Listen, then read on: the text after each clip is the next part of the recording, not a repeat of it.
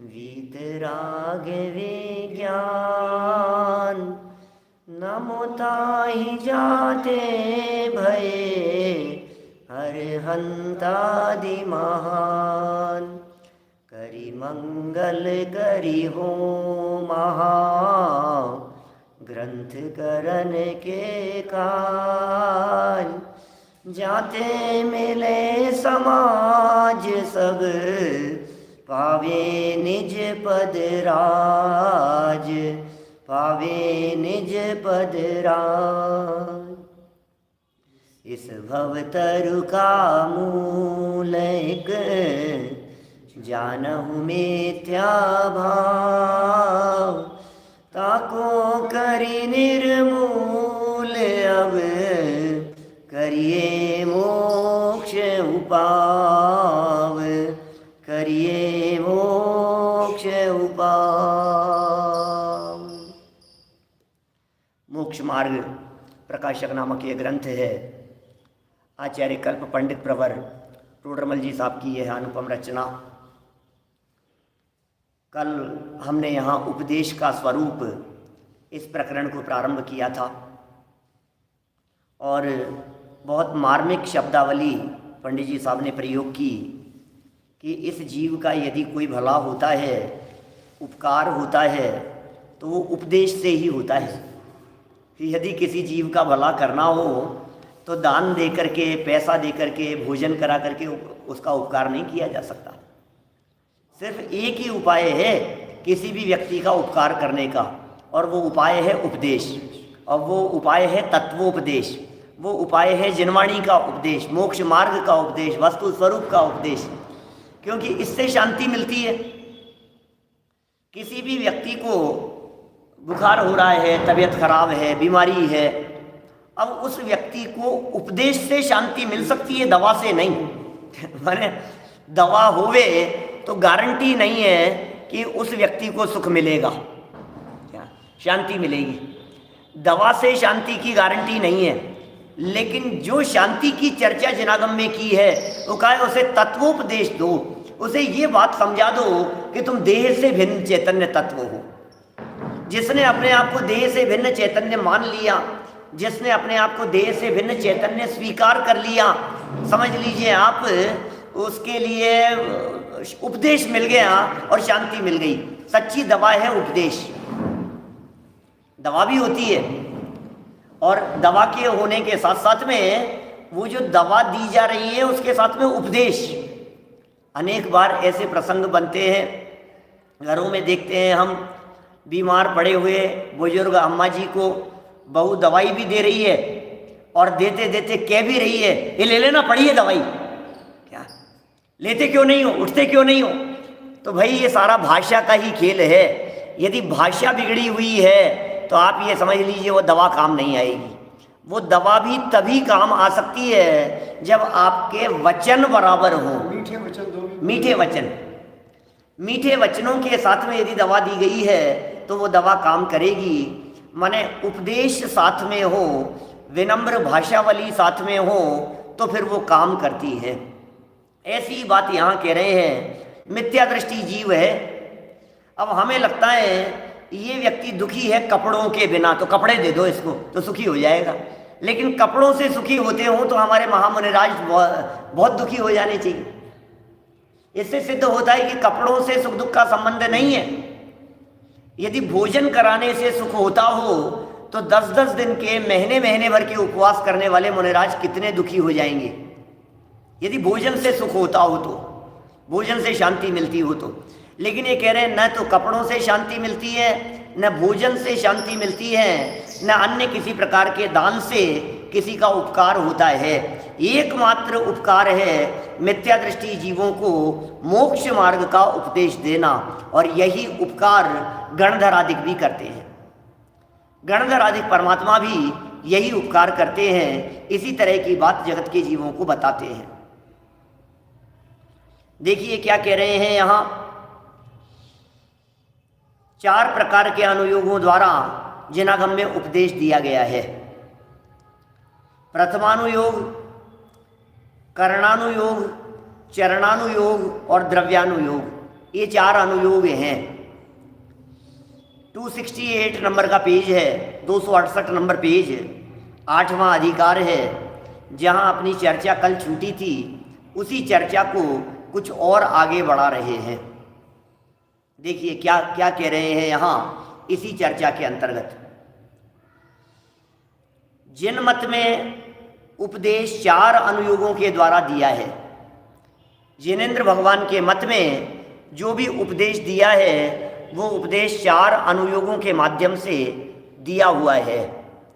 माने उपदेश अनुयोगों के माध्यम से दिया जाता है, ये यहाँ कह रहे हैं। और चारों के नाम बतला दिए, प्रथमानुयोग, करणानुयोग, चरणानुयोग और द्रव्यानुयोग। ये 4 अनुयोग हैं। वहाँ अब चारों की परिभाषाएं बतला रहे हैं, चारों का स्वरूप बतला रहे हैं। पंडित जी ये मान करके चल रहे हैं कि हमें या हमारे सामने बैठे हुए श्रोताओं को चारों अनुयोगों का पता नहीं है। वो मान करके बैठे हैं कि सामने जो श्रोता बैठे हुए हैं उन्हें 4 अनुयोगों का स्वरूप पता नहीं है।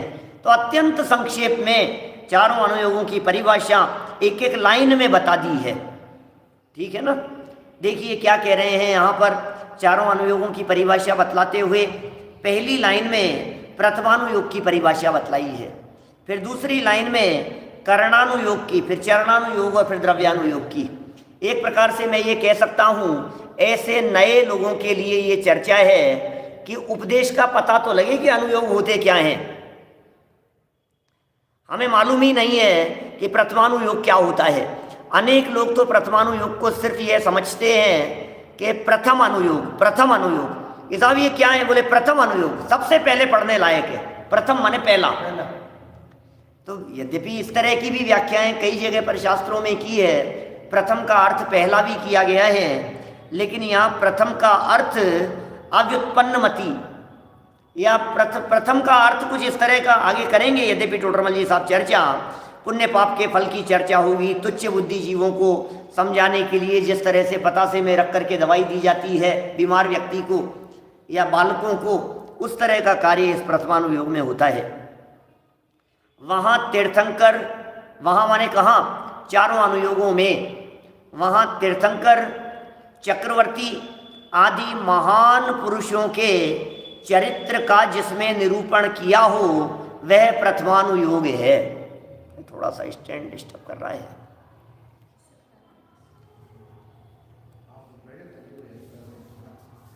देखिए क्या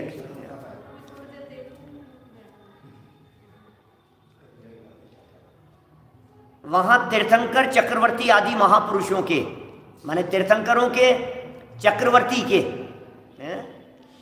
और आदि लगा करके 63 शलाका पुरुषों के, तीर्थंकर, चक्रवर्ती आदि महान पुरुषों के चरित्र का जिसमें निरूपण हो। एक सेकंड, थोड़ा सा इसको सेट करिए, बस एक वो ठीक है, एक मैं बराबर, अब नहीं होगा डिस्टर्ब।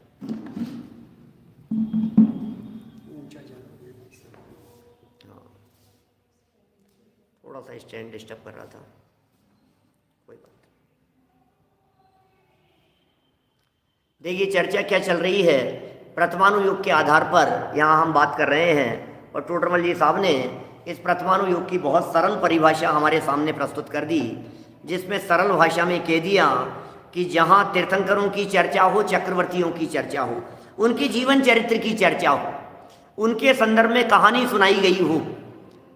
संयोग से कल रात को जो हमने चर्चा की थी, आप लोगों में से बहुत सारे लोगों ने सुनी होगी। बहुत सारे लोग थे, मुझे तो आश्चर्य होता है, ऐसे साधारण लोग समाज में, अपने जैन समाज में भी ऐसे लोग मौजूद हैं जिन लोगों को भगवान महावीर स्वामी का परिचय नहीं है, जिन्हें आदिनाथ भगवान का परिचय नहीं है।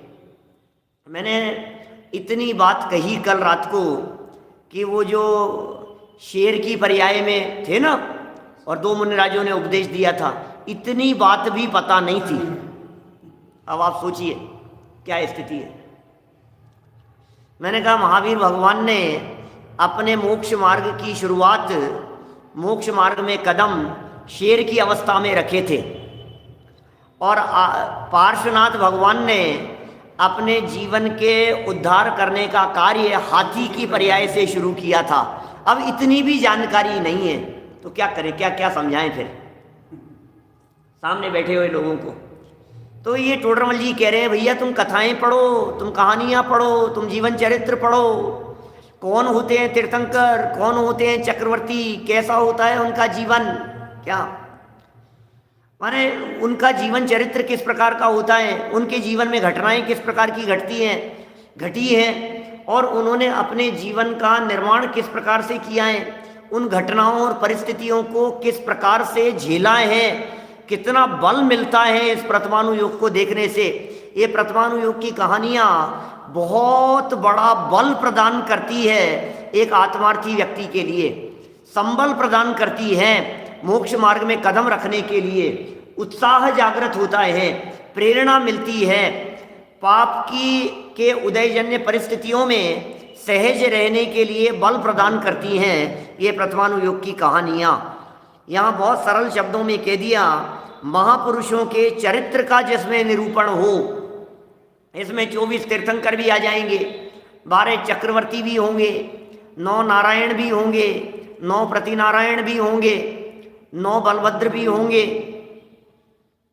11 रुद्र भी होंगे, 9 नारद भी होंगे, कामदेव की चर्चा भी होगी, 24 कामदेव, 63 शलाका पुरुषों के अतिरिक्त और भी विस्तार में यदि जाया जाए तो हम ये कह सकते हैं 169 महापुरुषों की चर्चा जिसमें हो उसका नाम है प्रथमानुयोग।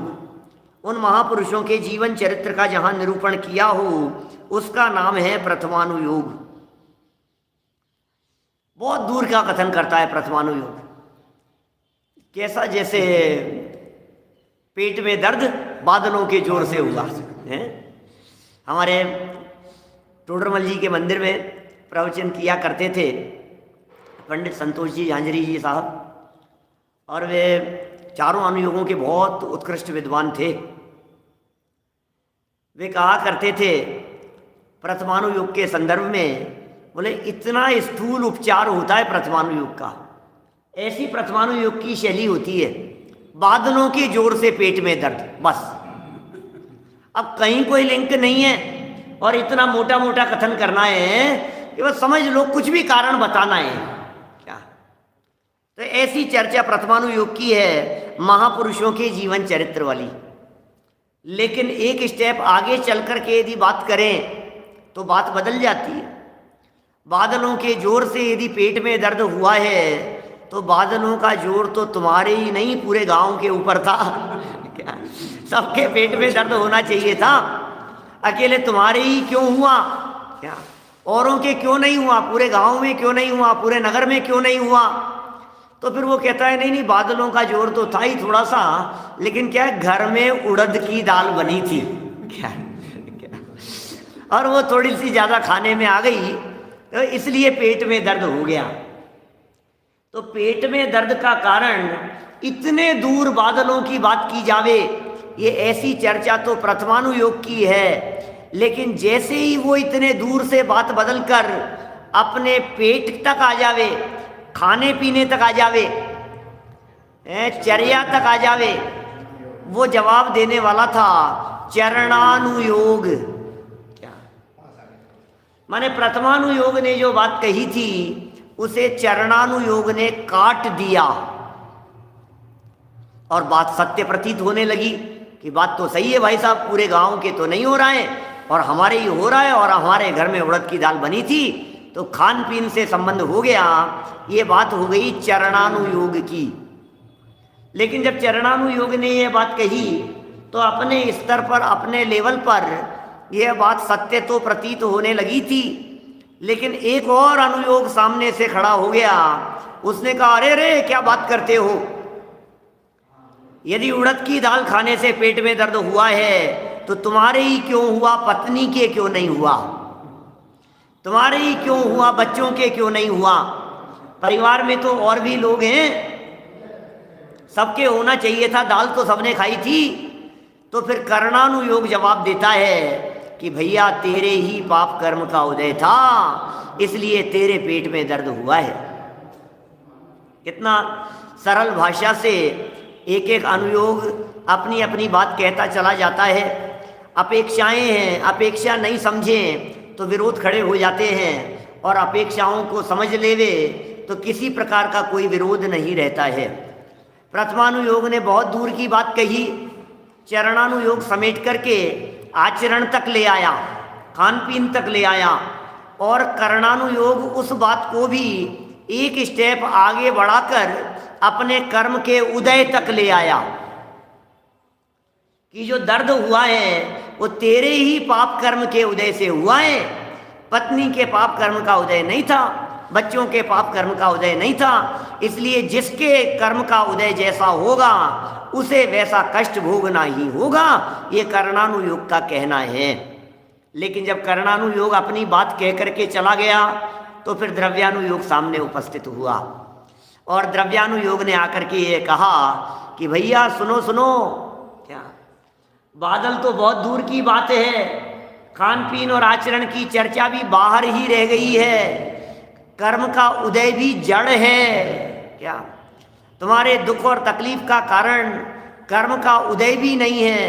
कर्म का उदय यदि दुखी करने में समर्थ हो तो ये जीव कभी सुखी नहीं हो पाएगा।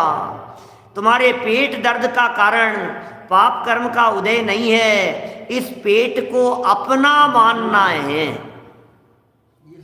तुम देह को अपना मानते हो इसलिए दर्द होता है, तुम देह को अपना न मानो तो दर्द की अनुभूति नहीं होगी। ये द्रव्यानुयोग कहता है। द्रव्यानुयोग की ये चर्चाएं अकाट्य है, द्रव्यानुयोग की ये बातें अबाधित है, द्रव्यानुयोग की ये बातें ये समझ लीजिए सर्वोपरि है, जिसमें किसी तरह का इफ एंड बट नहीं लगता है। ये जिनागम का सार है, ये मर्म है वस्तु स्वरूप का। जो व्यक्ति इन बातों को इसी क्रम से समझ लेता है उस व्यक्ति को फिर तकलीफ नहीं होती, फिर कष्ट नहीं होता, फिर किसी प्रकार की परेशानी नहीं होती। लेकिन कौन सा जवाब सही है और कौन सा गलत है ऐसा नहीं कह सकते। कहने की स्टाइल सबकी अपनी अपनी है, चारों ही अनुयोगों की। प्रथमानुयोग की बातें झूठ नहीं है, लेकिन प्रथमानुयोग की बात एक अलग प्रयोजन से कही गई है। चरणानुयोग की बातें गलत नहीं है, लेकिन करणानुयोग की दृष्टि से देखने पर वो गलत प्रतीत होती है। करणानुयोग की बातें भी सत्य है, लेकिन वे सापेक्ष सत्य है। द्रव्यानुयोग की बातें परम सत्य है, वस्तु स्वरूप है। कल जो मेरी भावना की लाइन की भी चर्चा की थी हमने, वस्तु स्वरूप विचार खुशी से सब दुख संकट सहा करे, ये जो वस्तु स्वरूप है ये है द्रव्यानुयोग। प्रथमानुयोग ने दूर की बात कही, चरणानुयोग ने आचरण की बात कह करके शरीर तक ले आया। प्रथमानुयोग दूर के पदार्थों की बात करता है, चरणानुयोग शरीर तक ले आता है। और इससे और आगे बढ़ें तो करणानुयोग इस शरीर से भी अंदर जाकर द्रव्य कर्म तक ले जाता है, और यदि द्रव्यानुयोग की बात करें तो द्रव्य कर्म से भी अंदर आत्मा तक ले जाता है। तो प्रथमानुयोग दूर, फिर चरणानुयोग और नजदीक, करणानुयोग और नजदीक, और द्रव्यानुयोग नजदीक नहीं, मैं स्वयं क्या माने नजदीक नजदीक आते आते अब कहाँ तक नजदीक कि अब तो मैं ही हूँ अकेला। आत्म तत्व चैतन्य तत्व वहाँ तक पहुँचाने का कार्य द्रव्यानुयोग करता है।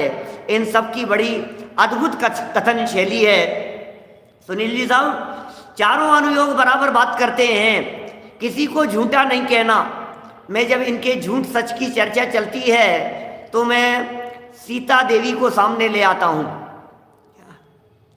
और एक जगह कथन कुछ मिलता है उसकी अग्नि परीक्षा के संदर्भ में है, और दूसरी जगह कुछ मिलता है, फिर हमें ऐसा लगता है कि शायद शास्त्रों में परस्पर में विरोध है, जबकि सच्चाई यह है कि शास्त्रों में परस्पर विरोध नहीं है, हमारी समझ में फर्क है, और अनुयोगों की कथन करने की स्टाइल ही अलग अलग प्रकार की है।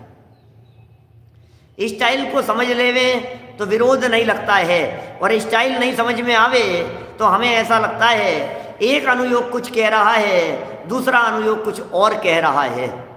सीता की अग्नि परीक्षा हुई हमारे जिन मंदिर में, टोडरमल जी वाला जो मंदिर है, उस मंदिर में सीता की अग्नि परीक्षा का एक बहुत सुंदर चित्र लगा हुआ है।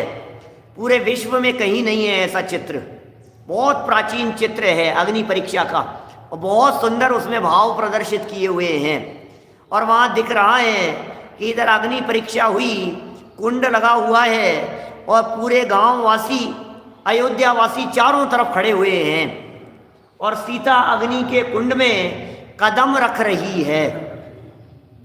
और जैसे ही अग्नि के कुंड में उसने कदम रखा, और वहीं एक चित्र और तत्काल बाद में क्या, जिसमें वो अग्नि कुंड जो था वो जल कुंड में बदल गया, और ऊपर सब देव लोग आ गए और पुष्प वृष्टि करने लगे, जय जयकार करने लगे। बतलाइए, सीता की अग्नि परीक्षा के समय जो अग्नि का जल हो गया, ये किसने किया? नगरवासियों से पूछो तो जन सामान्य ये कहेगा, अरे अरे देव लोग आ गए थे, देव लोग, देखो देखो देवों ने अग्नि का जल कर दिया, देवों ने किया है भाई साहब, देव लोग वहां आ गए हैं। हमें कोई ऐतराज नहीं है, ये कथन है क्या, ये देव लोग आ गए हैं। सीता की अग्नि परीक्षा के समय देव लोग पुष्प वृष्टि कर रहे हैं और अग्नि का जल हो गया है। दूसरी जगह पर शास्त्र में कुछ और पढ़ने को मिला। एक स्थान पर ऐसा पढ़ने को मिला, भाई साहब देखिए सीता के शील की बात, सीता का शील देखिए, माने इतने उत्कृष्ट शील का पालन सीता ने किया कि उस शील के प्रभाव से अग्नि भी जल हो गई। ये शील का प्रभाव था। ये बात देखो, अब आचरण की बात, जगत के लोगों को उपदेश दे रहे हैं, शिक्षा दे रहे हैं कि भैया शील का पालन करना, ब्रह्मचर्य का पालन करना, सदाचार का पालन करना। 6 महीने तक सीता रावण के यहाँ रह करके आई। अग्नि परीक्षा से सीता का शील स्पष्ट जगत के जीवों के सामने आ गया कि वो शील सुरक्षित था। न केवल सीता का शील सुरक्षित था, रावण की पवित्रता भी वहां स्पष्ट हो गई। लेकिन इस अग्नि परीक्षा के काल में जो अग्नि का जल हो गया, इसका कारण बतलाया गया सीता के शील को, शील का उपदेश देना प्रयोजन था। एक तीसरी जगह पर शास्त्र में एक बात और पढ़ने को मिली कि देखो भैया पुण्य का उदय होता है तो परिस्थितियां बदल जाती है, देखो भैया पुण्य का उदय होता है तो अग्नि भी जल हो जाती है। क्या बात कर रहे हो आप? क्या, जब पुण्य का उदय होता है तो परिस्थितियां तुरंत बदल जाती है, अग्नि भी जल हो जाती है। और एक जगह पर तो हमने ऐसा वाक्य पढ़ा भाई साहब, हम क्या बताएं आपको। शास्त्र की बात कह रहा हूं। वो शास्त्र क्या बात कह रहे हैं, जिनवाणी ये कह रही है कि सुनो सुनो, क्या हुआ कि जिस समय जिन पुद्गल के परमाणुओं को जिस रूप परिणमन करने की स्वतंत्र योग्यता होती है, उस समय वे पुद्गल के परमाणु स्वयमेव उस रूप परिणमित हो जाते हैं। अग्नि के पुद्गल परमाणुओं की जल रूप परिणमन करने की योग्यता हो तो 3 लोक 3 काल में किसकी ताकत है कि उन्हें जल रूप परिणमन करने से रोक सके? क्या ये रोशनी के परमाणु अंधकार रूप हो जाते हैं, प्रकाश के परमाणु अंधकार रूप हो जाते हैं। धूप जहां आ रही है वहां छाया आ जाती है, प्रकाश जहां दिखाई दे रहा था वहां अंधकार हो जाता है। एक हाथ हमने इधर से उठाया और इसकी परछाई पड़ी पीछे, हाथ उठाया इधर, परछाई पड़ी पीछे, तो पीछे जो परमाणु थे वहां धरती पर जो परमाणु श्वेत रूप थे, हमने यहाँ हाथ उठाया और इस कुर्ते के ऊपर परछाई पड़ी, तो जो कुर्ता सफेद दिखाई दे रहा था प्रकाश के कारण, हाथ बीच में आ जाने पर यही कुर्ते के परमाणु कृष्ण रूप दिखाई देने लगे, काले रूप दिखाई देने लगे। ये क्या हुआ? सफेद दिखने वाले परमाणु काले कैसे दिखने लग गए? काले रूप परिणमन कर गए हैं वो। इसी तरह से अग्नि के जो परमाणु थे, वे अग्नि के परमाणुओं की अपनी योग्यताएं हैं, उन पुद्गल परमाणुओं की जल रूप परिणमन करने की अपनी योग्यता है, और वो अग्नि जल रूप परिणमन कर गई है। क्या हर कुछ चीज, जितनी वस्तुएं हैं, जितने पदार्थ हैं, अपनी स्वतंत्र योग्यता से अपने समय में वे परिणमन करते ही करते हैं। होता स्वयं जगत परिणाम, मैं जग का करता क्या काम। ये वस्तु स्वरूप है। इस उदाहरण में हमने 4 बातें देखी, शास्त्रों के आधार पर 4 बातें हमारे को दिखाई दी। प्रथमानुयोग की शैली थी कि देवों ने अग्नि का जल कर दिया। इतने दूर की बात करते हैं, देव कहाँ बैठे हुए हैं, कहाँ अग्नि है और देवों ने क्या अग्नि का जल कर दिया। ये ठीक इसी प्रकार का कथन है प्रथमानुयोग का, जैसे सूर्य के उदय होने के काल में ये कमल खिल जाता है। सूर्य के उदय ने कमल को खिला दिया। क्या सूर्य के उदय ने कमल को खिला दिया। ये जो चर्चा है, ये चर्चा प्रथमानुयोग की है। देवों ने अग्नि का जल कर दिया, ये चर्चा प्रथमानुयोग की है। लेकिन जब किसी के ऊपर उपचार नहीं करके चर्चा शील पर आ जाती है तो वो चर्चा चरणानुयोग की हो जाती है। जब चर्चा आचरण को लेकर के होती है तो वो चर्चा, जैसे ही आचरण की चर्चा की तो वो चरणानुयोग बन जाता है। चरणानुयोग आचरण की चर्चा करता है। कर्णानुयोग जब बात करता है तो कर्णानुयोग आचरण से ऊपर उठ करके बात करता है। जब सीता की अग्नि परीक्षा की चर्चा में शील प्रमुख दिखाई दे रहा था तब चरणानुयोग था। और जब यह कथन शास्त्र में कहा गया कि भैया सुनो सुनो, ये तो पुण्य के उदय की बात है, उदय बदल जाता है तो परिस्थितियां बदली हुई सी नजर आती है। परिस्थिति किसने बदली? बोले किसी ने नहीं, उदय बदल गया भाई साहब, और क्या है। जब उदय बदल जाता है तो सामने का माहौल बदला हुआ नजर आता है। ये उदय की चर्चा करने वाला कर्णानुयोग था। इसी तरह से एक और अनुयोग की चर्चा पढ़ने को मिली जिसमें स्वतंत्रता की बात कही। अग्नि के परमाणुओं की जल रूप परिणमन करने की योग्यता जब मुखरित हो गई है तो समझ लेना कि यह द्रव्यानुयोग का कथन है। परिणमन स्वतंत्र है। 4 बातें 4 शास्त्रों में पढ़ने को मिल रही है। 4 में से किसे सच्ची कहा जाए और किसे झूठी कहा जाए, अरे वीतरागी संतों का कथन है। जहाँ शील का उपदेश देने का प्रयोजन था वहाँ चरणानुयोग की बात कह दी, वहाँ चरणानुयोग हावी हो गया। जहाँ अपने अपने कर्म का उदय बताना था वहाँ कर्णानुयोग हो गया, कर्म सिद्धांत बतलाना था। जहाँ वस्तु की स्वतंत्रता और स्वाधीनता को बतलाना था वहाँ द्रव्यानुयोग की बात हो गई। और जब उपचार की बात करनी थी, निमित्तों की प्रमुखता से कथन करना था, उनकी उपस्थिति बतलानी थी, उनकी महिमा बतलानी थी निमित्तों के आधार पर, तो समझ लेना चाहिए प्रथमानुयोग का कथन हो गया। तो इस तरह से चारों अनुयोग अपनी अपनी स्टाइल में बात करते हैं, अपनी अपनी दृष्टि से कथन करते हैं, प्रतिपादन करते हैं। अभी तो मैं 4 अनुयोग यहाँ नहीं समझाने हैं मुझे, फिर भी 2 उदाहरणों से मैंने चारों अनुयोगों की चर्चा की आपके बीच में। मैं 20 उदाहरणों से चर्चा कर सकता हूँ, छोटे छोटे से उदाहरणों से चारों अनुयोगों को समझाने के लिए। लेकिन अभी हमारे को लगभग महीने, सवा महीने, 1.5 महीने यही चर्चा तो करनी है।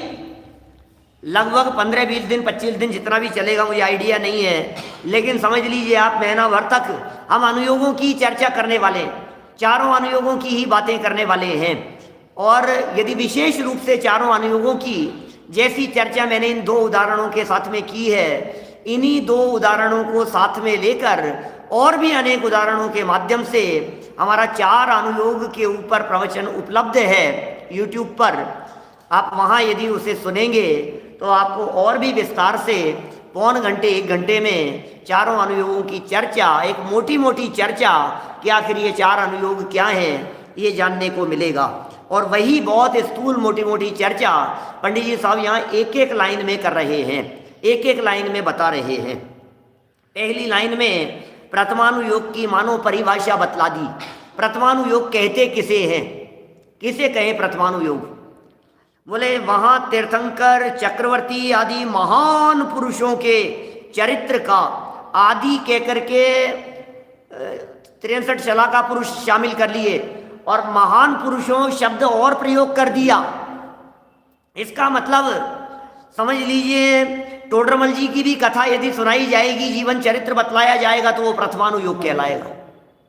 प्रथमानुयोग इतिहास की बात करता है। बनारसी दास जी के जीवन की घटनाएं जब बतलाई जाएगी तो वो प्रथमानुयोग बन जाएगा।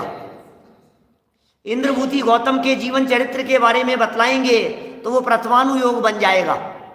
इसका मतलब प्रथमानुयोग 63 शलाका पुरुष या 169 महापुरुषों की ही चर्चा नहीं करता है, अन्य भी जितने महान महान पुरुष हुए हैं उन सब की चर्चा करना भी प्रथमानुयोग हो जाता है। काल क्रम से आई हुई कहानियां और कथाएं वे सब प्रथमानुयोग है। उनके चरित्र का जिसमें निरूपण किया हो वह प्रथमानुयोग है। ठीक है। तथा इसके बाद की बात कही, तथा गुणस्थान मार्गणादिक रूप जीव का, गुणस्थान मार्गणादि रूप जीव का, वह कर्मों का, वह त्रिलोकादिक का जिसमें निरूपण हो वह करणानुयोग है। माने भाई साहब आचार्यों की कथन करने की पद्धति है, ये कह रहे हैं गुणस्थान की चर्चा करणानुयोग। आपको जानकर के एक आश्चर्य होगा, यद्यपि ये जो निरूपण यहाँ किया है टोडरमल जी साहब ने, ये रत्नकरण श्रावकाचार्य के बेस पर किया है, लेकिन एक महत्वपूर्ण बात की तरफ आप लोगों का ध्यान आकर्षित करना चाह रहा हूँ। गुणस्थान आदि की चर्चा करने को, गुणस्थान मार्गणा स्थान ये और कर्म चर्चा को भी धवलादिक ग्रंथों में इन्हें द्रव्यानुयोग कहा है। गुणस्थान मार्गणादिक की चर्चा को धवलादिक ग्रंथों में या अनेक स्थान पर प्राचीन ग्रंथों में इस चर्चा को द्रव्यानुयोग कह करके पुकारा गया है। धवलाकार स्वयं इस बात को कहते हैं कि अब हम अध्यात्म ग्रंथ का निरूपण करते हैं, और फिर वर्णन शुरू कर दिया उन्होंने कर्मकांड का आगे बढ़ करके। तो बोले आप अध्यात्म ग्रंथ की बात कर रहे थे और कर्मों की चर्चा कर, बोले ये अध्यात्म ही है, ये द्रव्यानुयोग है, इसमें जीव की चर्चा है, इसमें जीव की प्रमुखता से चर्चा है। अच्छा, 7 तत्वों की चर्चा द्रव्यानुयोग है या नहीं है? साहब 7 तत्वों की चर्चा तो द्रव्यानुयोग है, तो फिर 7 तत्वों में आश्रव और बंध तत्व की चर्चा वो क्या करणानुयोग हो जाएगी? है? फिर आप ऐसा कहेंगे कि 7 तत्वों में से 5 तत्व तो द्रव्यानुयोग और 2 तत्व करणानुयोग, कैसा बनेगा? हाँ, पुरुषार्थ से गुणस्थान बढ़ेंगे, शुद्धोपयोग से गुणस्थान बढ़ेंगे, अंदर स्वरूप की एकाग्रता से गुणस्थान बढ़ेंगे, बोले द्रव्यानुयोग है वो सब द्रव्य। तो फिर साहब करणानुयोग में क्या लेंगे? बोले करणानुयोग में तो ज्योग्राफी की चर्चा होगी, क्या गणित की चर्चा होगी, करणानुयोग के अंदर तो भूगोल की चर्चा होगी, करणानुयोग में तो जम्बूद्वीप, ढाईद्वीप, पंचमेरु, नंदीश्वर, स्वर्ग, नर्क, अकृत्रिम जनालय, उनकी रचनाएं, ये चर्चाएं होगी करणानुयोग में। लेकिन टोडरमल जी साहब ने, क्योंकि टोडरमल जी साहब को वो धवलादिक ग्रंथ उपलब्ध नहीं हुए थे, क्या इसलिए गए तो थे लेकिन उपलब्ध नहीं हुए थे, इसलिए पंडित जी साहब ने जो चर्चा की है, ये पंडित जी साहब ने चर्चा रत्नकरण श्रावकाचार्य ग्रंथ आदि के बेस पर की है, ऐसा है। तो नीचे आधार भी दिया है, आप देखिए फुटनोट में लिखा है नीचे, रत्नकरण श्रावकाचार्य दूसरे अध्याय का 2रा श्लोक, रत्नकरण श्रावकाचार्य दूसरे अध्याय का 3रा श्लोक, 4था श्लोक, 5वां श्लोक। इन श्लोकों में जो इन अनुयोगों की परिभाषाएं प्रस्तुत की है, वो परिभाषाएं पंडित जी साहब ने यहाँ हमारे सामने रख दी है। तो प्रथमानुयोग महापुरुषों के जीवन चरित्र की बातें, माने कथाएं हैं, कहानियां हैं।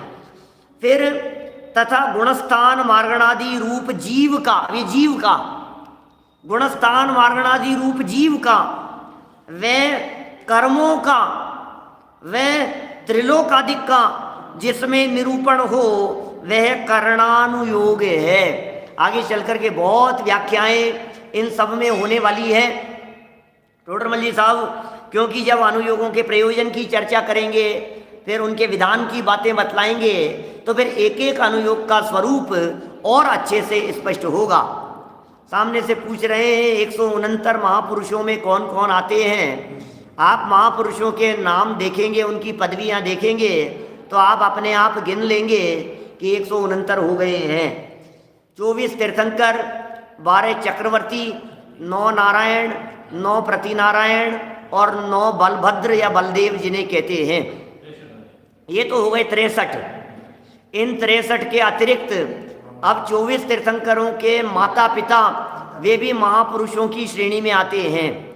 मैं एक बात और यहाँ बीच में कहना चाहता हूँ कि जब जब महापुरुषों की चर्चाएं आती है तो समाज में अनेक लोग इस प्रकार की बातें करते हैं कि साहब पुरुषों की चर्चा करते हो, महिलाओं की चर्चा नहीं करते क्या। तो मैं उन्हें बताना चाहता हूँ, हमारे यहाँ जिनागम में जब 169 महापुरुषों की चर्चा की है तो उन महापुरुषों में 24 तीर्थंकरों की 24 माताओं को भी महापुरुष कह करके पुकारा है। वे महास्त्रियां नहीं है क्या। हमें क्या लगता है था महापुरुषों की बात कर रहे हो, महापुरुषों की, स्त्रियों की भी तो बात करो, महिलाओं की भी तो। अरे भाई वे भी महापुरुष हैं क्या। वे माताएं भी महापुरुष, क्या बात कर रहे हो साहब, स्त्रियों को पुरुष कह रहे हो। अरे भाई आत्मा देखो, उन्हें स्त्री पुरुष मत देखो क्या। देह से मत देखो, चेतन से देखो, शरीर से मत देखो, आत्मा से देखो। आत्मा स्त्री पुरुष नहीं होता और आत्मा पुल्लिंग शब्द है, वहां पुल्लिंग ही चलता है क्या। इसलिए जहां जहां सतियों की चर्चा भी है उन्हें भी अपने को ऐसे पुरुष प्रधान माने आत्मा प्रधान देखना चाहिए। उनका भी जीवन और उनका चरित्र इतना उत्कृष्ट था कि वे महापुरुषों की श्रेणी में महापुरुषों के समान ही हमारे साथ में हमारे लिए समान पूज्य हैं और उनका जीवन भी आदरणीय है, आचरणीय है। तो 24 तीर्थंकरों के 48 माता पिता हो गए मिलकर। इसके अतिरिक्त 24 हैं कामदेव और इनके अलावा 9 है नारद और 11 हैं रुद्र। मेरे ख्याल से हो गए होंगे क्या, 14 कुलकर। तो इस तरह से ये 169 महापुरुष हैं जिन महापुरुषों की चर्चा हमारे प्रथमानुयोग के शास्त्रों में जिनवाणी में की गई है। तो ये हो गया प्रथमानुयोग। 169 पूछा था इसलिए मैंने बीच में बात छेड़ी। करणानुयोग की बात हमने पढ़ ली, गुणस्थान मार्गणा आदि।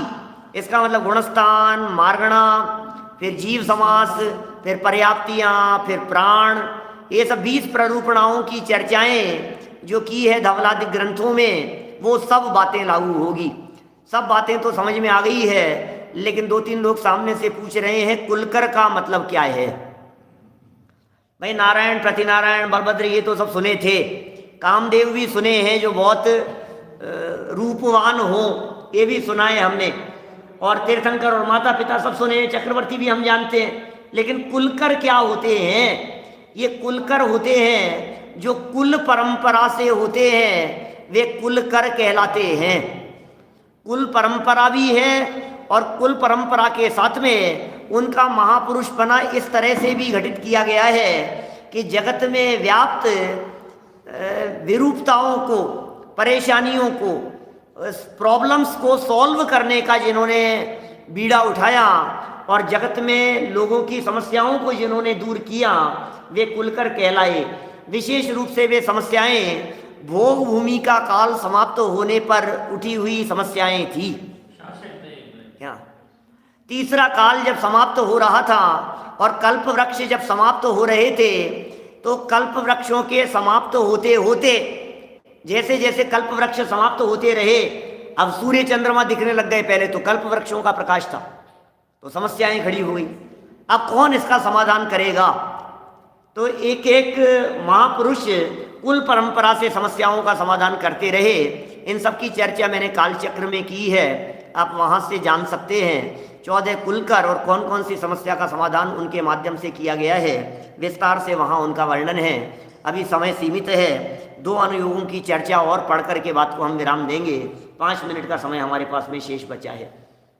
तो इस तरह से इतनी बात तो बहुत स्पष्ट हो गई कि ये जो कुलकर होते हैं, इनका नाम भी कुलकर, इन्हें आदि मानव भी कहते हैं, इन्हें मनु भी कहते हैं। इनकी संख्या 14 निर्धारित है शास्त्रों में। नाभि राय अंतिम कुलकर थे, लेकिन चूंकि ऋषभदेव स्वामी ने 80 कृषि आदि जो 6 उपदेश दिए राजा ऋषभदेव ने, तो उन्हें 15वां कुलकर कह दिया गया। 15वां कुलकर। और इतना ही नहीं, उसके बाद भरत जी ने भी ब्राह्मण कुल की स्थापना की और अनेक कार्य किए, इसलिए भरत जी को 16वां कुलकर कह दिया गया। शास्त्रों में कहा है, पुराणों में 15वां और 16वां कुलकर, लेकिन ये कुलकर तो पद के आधार पर होते हैं। उस दृष्टि से यदि देखा जाए तो 14 ही कुलकर शास्त्रों में कहे गए हैं। ये कुलकर कुल परंपरा से जिस तरह से अवसर्पणी काल में हुए हैं उसी तरह से उत्सर्पणी काल में भी होते हैं। वहाँ समस्याएं अलग प्रकार की होती है, उनके समाधान करने वाले भी होते हैं। माने आगे जब दुखमा काल दोबारा आएगा, छठे के बाद पंचम काल जब दोबारा आएगा दुखमा काल, तब अंतिम 1000 वर्ष के काल में ये 14 कुलकर होंगे। और ऐसा भी विधान है कि अंतिम कुलकर के पुत्र तीर्थंकर होते हैं। तो देखिए 169 महापुरुषों की और महापुरुषों के जीवन चरित्र की चर्चा ये सब प्रथमानुयोग के माध्यम से हो गई। और गुणस्थान मार्गणादि रूप जीवों की चर्चा, एक कर्मों की चर्चा और एक त्रिलोक की चर्चा, जैन भूगोल की चर्चा, ये सब जिसमें निरूपण हो वह करणानुयोग है, ये दूसरा अनुयोग हो गया। तथा जिसमें गृहस्थ मुनि के धर्म आचरण करने का जिसमें निरूपण हो वह चरणानुयोग है। इसका मतलब चरण, चरण माने होता है आचरण। क्या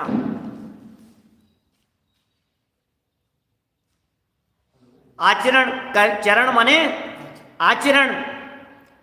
तो ये क्या कह रहे हैं यहाँ पर, ये सामने एक बहुत सुंदर प्रश्न रखा है कि नाभिराय जो थे ये तीर्थंकर के पिता भी थे और अंतिम कुलकर भी थे, तो फिर 169 संख्या में गड़बड़ी आएगी ना। क्या 169 की संख्या में तो फर्क पड़ेगा कि नहीं पड़ेगा? बिल्कुल पड़ेगा। वर्तमान में इस हुंडाव सर्पणी काल के प्रभाव से 169 महापुरुषों की ही नहीं 63 शलाका पुरुषों की संख्या में भी फर्क पड़ गया है। क्या सबके लिए? तो 169 तो वर्तमान में कहे, वास्तव में हुंडाव सर्पणी काल के अतिरिक्त देखते हैं तो नारद भी नहीं होते और रुद्र भी नहीं होते, तब तो 169 की संख्या ही नहीं बनती है। इसलिए वर्तमान में 169 महापुरुषों की चर्चा की गई है, 63 शलाका पुरुषों की चर्चा की गई है। 63 शलाका पुरुषों में भी 63 लोगों को चांस नहीं मिला, कम हो गए हैं। माने 63 की जगह 60 कह दिए जाते हैं, एक स्थान पर 59 कह दिए गए और एक स्थान पर वर्तमान चौथे काल में सिर्फ 58 ही हुए हैं, ऐसा भी कह दिया जाता है। तो अलग अलग प्रकार के कथन अलग अलग विवक्षाओं से है, कभी प्रसंग बनेगा तो उनकी विवक्षाएं भी स्पष्ट करूंगा। यहाँ देखिए चरणानुयोग के संदर्भ में कह दिया गृहस्थ मुनि धर्म के आचरण, गृहस्थों का आचरण, मुनियों का आचरण जिसमें निरूपण किया हो वो चरणानुयोग है। आचरण की चर्चा जहाँ कर ली गई, गृहस्थों का आचरण कैसा होता है बोले चरणानुयोग में मिलेगा, मुनिराजों का आचरण कैसा होता है बोले चरणानुयोग के अंदर मिलेगा। तो इसे चरणानुयोग कह दिया गया। दोनों के लिए धर्म शब्द का प्रयोग किया है, गृहस्थ धर्म और मुनि धर्म। गृहस्थ मुनि के धर्म आचरण, इसका मतलब गृहस्थ दशा में भी धर्माचरण होता है और मुनि दशा में भी धर्माचरण होता है। और ऋषभदेव स्वामी का प्रसंग तो मालूम ही है, जब वे युवा हुए और माता पिता ने विवाह का निर्णय लिया तो उन्हें किस तरह से समझाना शुरू किया कि बेटा धर्म 2 प्रकार के होते हैं। क्या कुछ बात करनी है? धर्म 2 प्रकार के होते हैं, एक मुनि धर्म और एक गृहस्थ धर्म। माने वे सोच रहे थे कि यदि हम इसे धर्म कहकर के कहेंगे तो शायद ये शादी करने को तैयार हो जाएगा। खैर वे तो तैयार ही थे, क्योंकि महापुरुषों का निर्णय बार बार में बदलता नहीं है, जैसा जो विकल्प होता है तदनुसार वे बात कह देते हैं। तो चरणानुयोग में गृहस्थों के आचरण और धर्माचरण की चर्चा भी की है। तथा अंतिम वाक्य, तथा षट द्रव्य सप्त तत्वादिक का वह स्वपर भेद विज्ञान आदिक का जिसमें निरूपण हो वह द्रव्यानुयोग है। कितनी मार्मिक बात कह दी है। 6 द्रव्यों की चर्चा हो, 7 तत्वों की चर्चा हो। अब बोलिए 6 द्रव्यों की चर्चा, इसे द्रव्यानुयोग में लिया, और षट द्रव्यात्मको लोक है, इसे करणानुयोग में लिया। क्या लोक की व्याख्या क्या है? षट द्रव्यात्मको लोक है। लोक्यन्ते उपलभ्यन्ते यस्मिन् जीवादयः पदार्था स लोक है। क्या को लोक है? धर्मा धर्मादीनि द्रव्याणि यत्र लोक्यन्ते स लोक है। ऐसी व्युत्पत्तियां कही है। ये 6 द्रव्य जहां पाए जाते हैं, षट द्रव्य के समूह को लोक कहते हैं, विश्व कहते हैं। तो लोक की चर्चा जहां संरचनात्मक चर्चा हो वहां समझ लेना करणानुयोग है, और जहां भावनात्मक चर्चा हो वहां समझ लेना द्रव्यानुयोग है। वस्तु परक जहां चर्चा हो वो द्रव्यानुयोग है, वस्तु स्वरूप जहां बतलाया जा रहा हो वो द्रव्यानुयोग है, और जहां सिर्फ रचनाओं की चर्चा हो, और यद्यपि यहाँ जैसा निरूपण करेंगे आगे करणानुयोग की चर्चाओं के अंतर्गत वहाँ गुणस्थान भी और कर्म की चर्चा भी करणानुयोग में शामिल की है।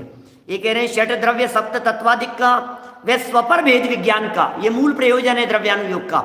स्वपर भेद विज्ञान की चर्चा हो, निज को निज परकों पर जानने की चर्चा हो, आत्मा और परमात्मा की जहाँ चर्चा हो, जहाँ ऐसा निरूपण हो वह द्रव्यानुयोग है। इस तरह से पंडित जी साहब ने आगे वर्णन प्रारंभ करने के पहले अत्यंत संक्षिप्त परिभाषा के रूप में चारों अनुयोगों के स्वरूप को यहाँ बतला दिया है। अब इन अनुयोगों का प्रयोजन क्या है, ये अनुयोग कहना क्या चाहते हैं, इनमें वर्णन किन बातों का किया गया है और किस प्रयोजन से किया गया है, उनके उद्देश्य क्या हैं, इन सब की चर्चा को कल यथा समय आगे बढ़ाएंगे। अभी की बात को हम इसी भावना से विराम दे रहे हैं कि जहाँ जिस अनुयोग की विवक्षा हो वहाँ विवक्षा समझते हुए हमें उन बातों को समझ लेना चाहिए, स्वीकार कर लेना चाहिए, तभी हम जनवाणी के मर्म को समझ सकेंगे। हम चारों अनुयोगों में निरूपित इन जनवाणी की बातों को समझकर अपना आत्मकल्याण करें, इसी भावना से बात को यहीं विराम देता हूँ। आज हम सांगानेर में हैं, आज का ये व्याख्यान हमारा सांगानेर में, यहाँ दीवान बदीचंद जी का मंदिर है, इस मंदिर में यहाँ हुआ है। आज यहाँ एक विशेष आयोजन है। कुछ लोगों का भाव था कि आप कौन सी जगह बैठे हैं। आज हम यहाँ दीवान बदीचंद जी का मंदिर सांगानेर में जो मौजूद है, जयपुर शहर सांगानेर में, यहाँ से चर्चा कर रहे थे। अत्यंत प्राचीन जिन मंदिर है। ओम नमः